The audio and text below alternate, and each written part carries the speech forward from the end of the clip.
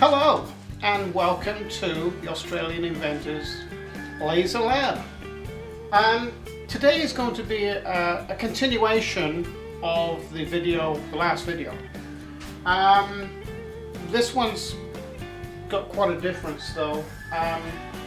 What we're dealing with is dithered pictures, but positive and negatives. And this is the finished item. So I wonder if you can guess which one is actually what. Also in this video, I'll show you some of the controls of this laser and some of the upgrades that we also provide with this laser. Also, as well, we etch the Tasmanian Devil into acrylic plastic, slightly larger, because I found that etching it into the wood it's fine, but you get more detail with a larger example, especially in acrylic. So we'll get on with it. Right, so what I'm actually going to do now is I'm going to get our little Tassie Devil and I'm going to make him import him into laser cut. He's a little big. So what I'm actually going to do is we'll put some handles around that and we'll come over here and we will right click and then resize. Now that's pretty square actually, so we're going to put 140, because what I want to do is make I want to demonstrate making a coaster in acrylic. So I'm going to OK that. Alright. Now, he looks a little pixely, but he's supposed to, because this is a TXX file. Okay, so what we're going to do, as we're machining into or cutting into acrylic plastic, which is a beautiful medium actually for lasers. So we're going to say we want to engrave it, and 1828. I've actually had quite a bit of success. I'll show you rather than talk to you too much about it.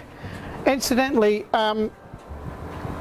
this video you're going to notice quite a few changes with cameras and audio, because I'm trying new equipment out. I've got a new camera or several cameras and audio devices. So anyway, this is like a test cut I did of a lion's head. Now that was 1218. This one's 1525, and this one is 2232. And what I'm going to try is in between these two, I'm going to run it at 2030. So we'll set this now at minimum power level of 20, maximum power level at 30.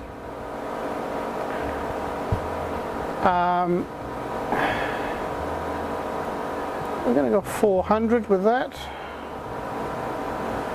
because acrylic you can you can scan really quick. And we'll calculate that, and I'll send it to the machine and we will cut it. And it's quite a nice little project. Okay, so I'm using a new high-end camera now. Lots of bells and whistles on it, and I'm not really sure what they all are, but I'm sure I'll find out. But What we're going to do now is use the automatic Z height. Better send it down a little bit first.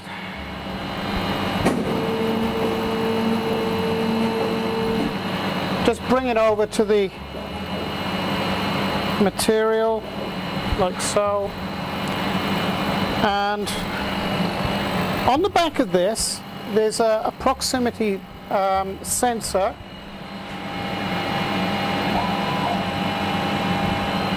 and this is just like a mild steel plate that when you put it onto the material, you press the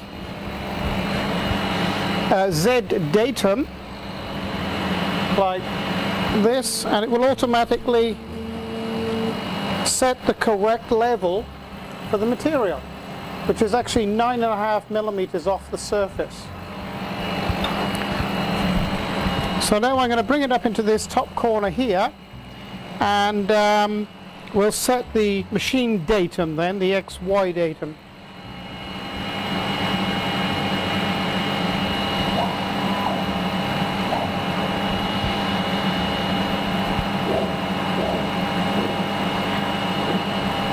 Just get it somewhere near, like that, and then you can actually, the only thing with using acrylic, I find, or machining acrylic, it's difficult to see the red laser pointer.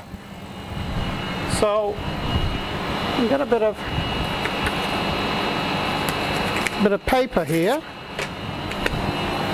You just got to put a paper on there, you can actually see exactly where it is.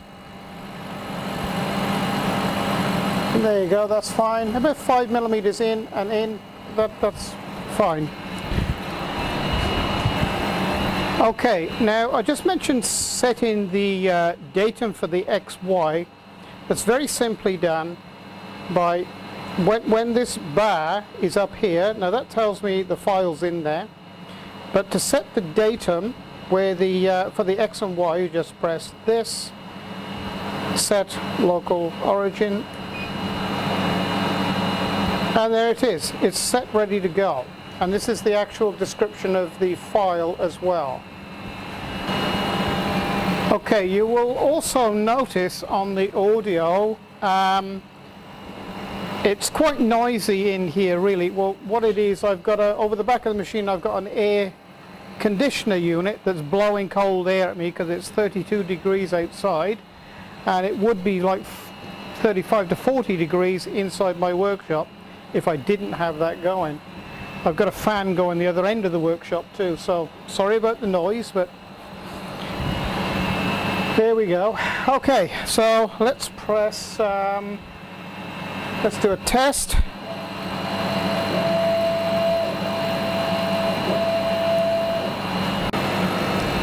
Okay, so let's cut.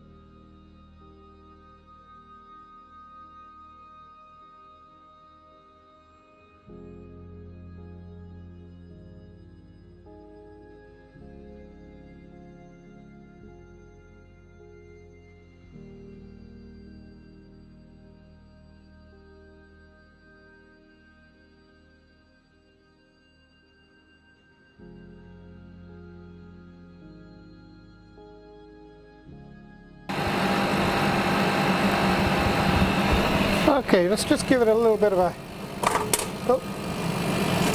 a light brush.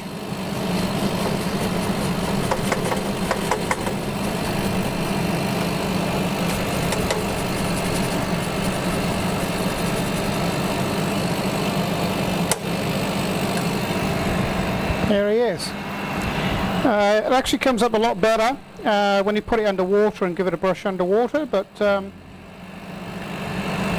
Pretty good result.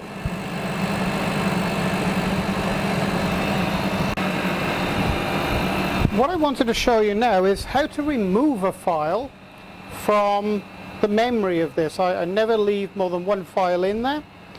It's a very easy process.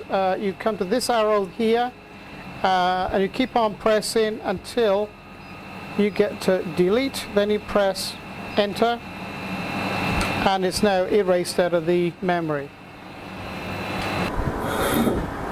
What I'm going to do now is I'm going to throw in another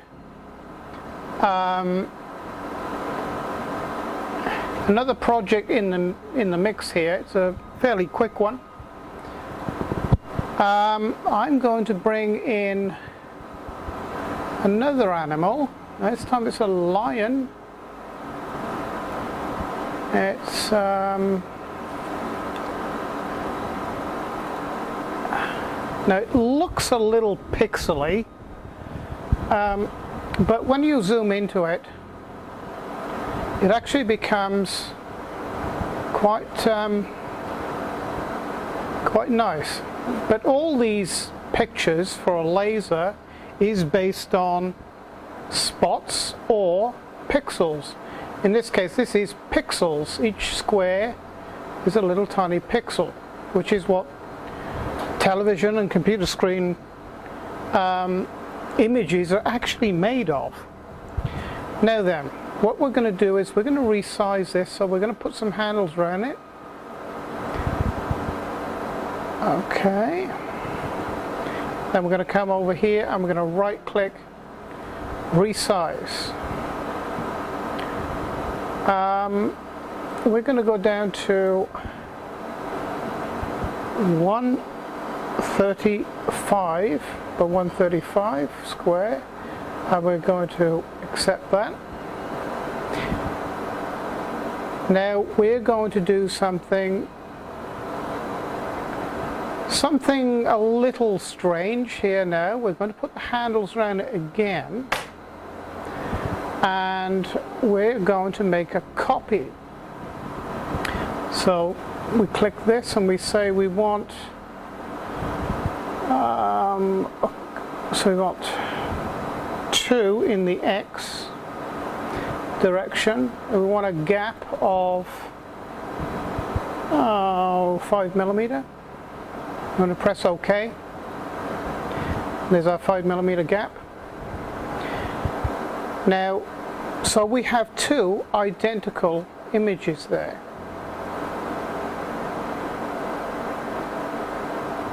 I can get them in the screen side by side, like so. Alright, so they're both identical. There's nothing between them. But now I'm going to change this from a positive image to a negative image by pressing this one. You can revert back if you wish, but we want that as a negative image.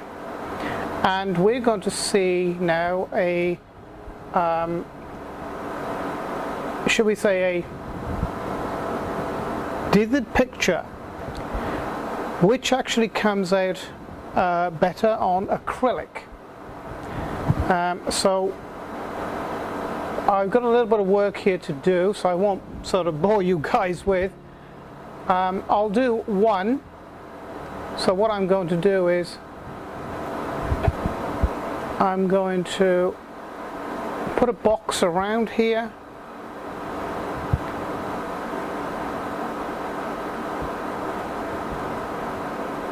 Like so.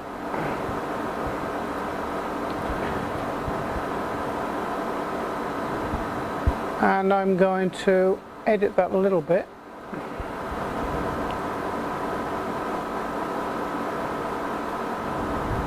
There.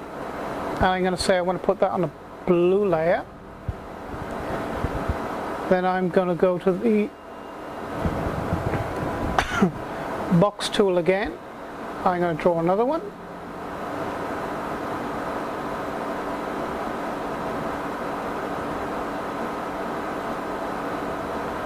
And I'm going to also put that one on the blue layer.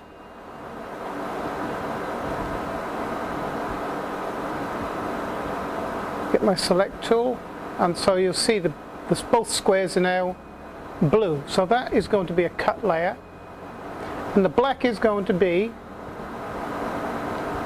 an engrave layer. So we'll just check to see the engraving. Yep, that looks okay. I think we'll take it down to 18 and 28, I believe. I think that's what we're going to do. 28. Step over.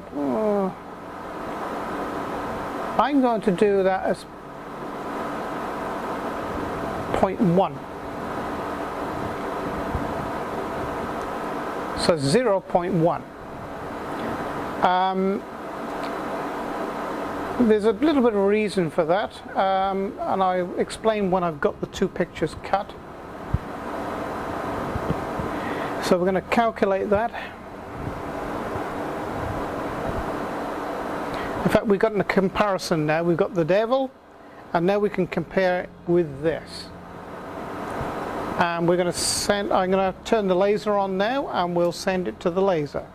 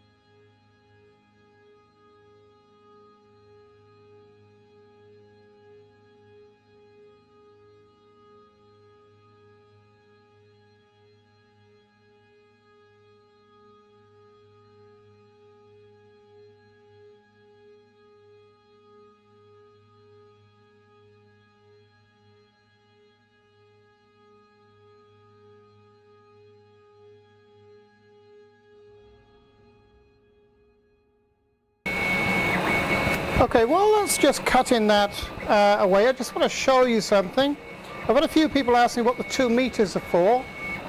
Well, they're showing you this is the 240 volts coming in, mains voltage, and this is the laser current in milliamps. So it gives you some sort of protection against overdriving your laser. Now you can run this laser up to 29 milliamps. That's 100 watts. You can't run it over that. Obviously, the tube is capable of going further. The power unit and the laser will actually operate up to 36 milliamps. But that's called overdriving your laser. Not a good thing to do. You'll shorten the life of the laser. Now, I don't know whether you saw then. So you can see this is the standard controller, and there's absolutely nothing wrong with this. But I wanted something more. And the machine comes with this controller. But I wanted to be, I suppose, offer a more dynamic use of the controller. I wanted to be able to fully see what was going on, where we were in the program, similar to Mark III, and track the plot then, track where we were. But you can't in such a thing like this. Now, this is the first option that we have. Now this is large screen. It's nearly twice as big as that screen. this will show the full picture of what you're actually cutting, and you can alter the settings much easier. You have numbers here to press. With this, you have to keep pressing these damn arrows, which I personally hate. But I also wanted a large widescreen, so the engineers came up with this option. So this is a large widescreen, which, you know, for some of us that have to wear glasses nearly all the time, this is a big asset, where you know, everything's that much bigger, and plus the, you know, the numbers and the the controls are bigger for our big fingers. So we haven't got exact pricing yet. This is looking to be a $600 option. It comes with this, and of course the controller inside the machine, and it's a plug and play. We supply the machine with this controller, but if you want to purchase these as well, we supply these as well, which will come with the machine, and it's just a plug and play unit. And the same for this one. This one is likely to be possibly $750. We're trying to hold the prices down really low, so so there you go. This one is my preference, but so I've had these new in this morning actually. Eddie sent me them in through from China after being tested in our factory. So as I get new equipment in, I'll show you. In actual fact, I do have another piece of equipment. This is a mahogany meter for a 100-watt laser.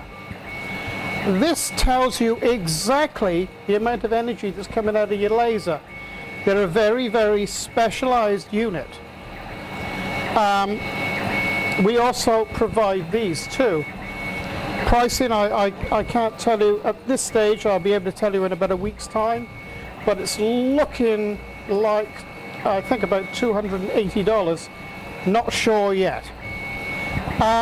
These are an absolute must. So what you do, you put this in the path of the laser and you hold it there for 37 seconds. And then there's a further 25 seconds that you allow the heat to dissipate from here into the reading of the unit, and it will tell you exactly how many watts is actually coming out of the laser and at each individual mirror. So this is an absolute must for fault finding. If you have a decrease in laser output and you're not sure where it is, or even, you know, you've cleaned your lenses and your mirrors and you're still getting a problem, well, it could be that they're slightly out of line. This will tell you. So there's that. Now it's getting interesting here.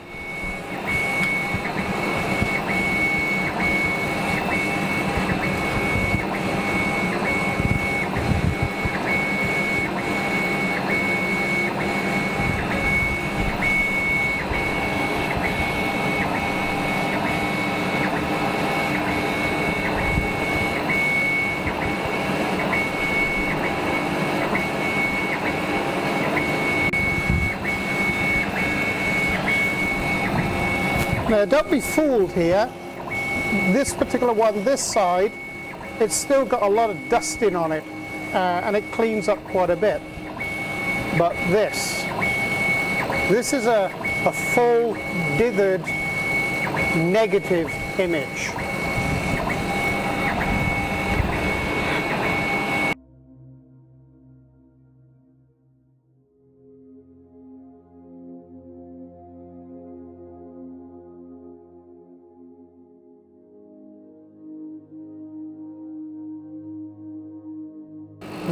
I have the cut turned right up because what I wanted was a flame polished edge normally would do this at about 45-50 watts, but it's up to 70 now.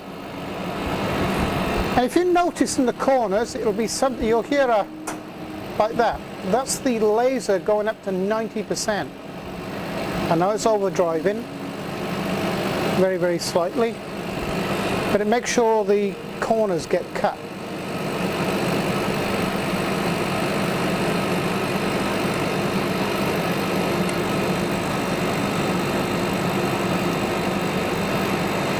So this is why you've got to sort of, especially when it's cutting, you've got to be by the machine, watching, seeing what's happening, because as you just saw, we had a little bit of flame. Not really dangerous in itself, but you've really got to keep an eye on it.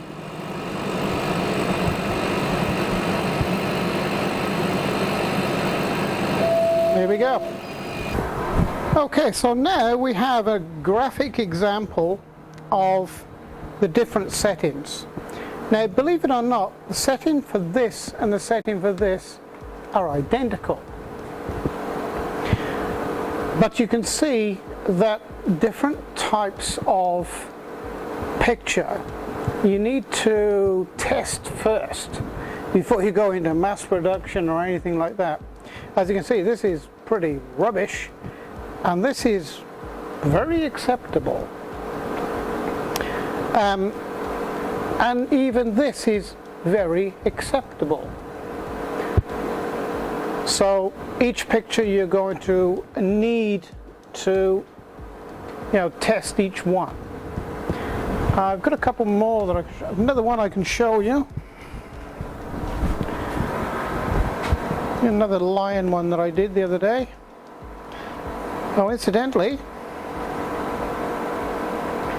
and you get a better picture again if you turn them over. This is the machine side. You turn them over, they suddenly come more to life.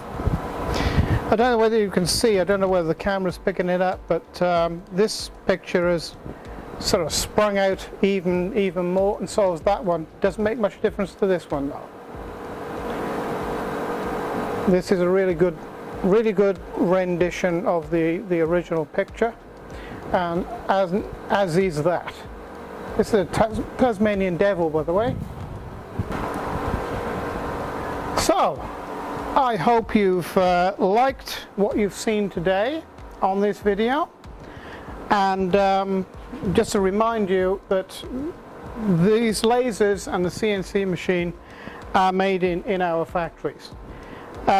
So they're our products. You cannot buy them from anywhere else other than Pacific Tooling, because we don't supply any other outlet. So there's an email address for Pacific Tooling down below this video if you want information on any of our machines.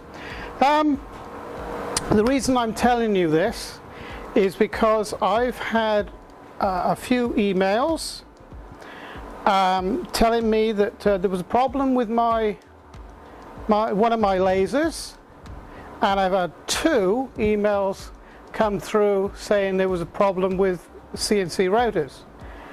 And what I found out was they weren't our machines at all. It was a company in another country that has been selling products under my name or my company name. They look similar, they're painted the same, but they are not our machines. So please, if you are interested in our machines, speak directly with us. So thank you for watching.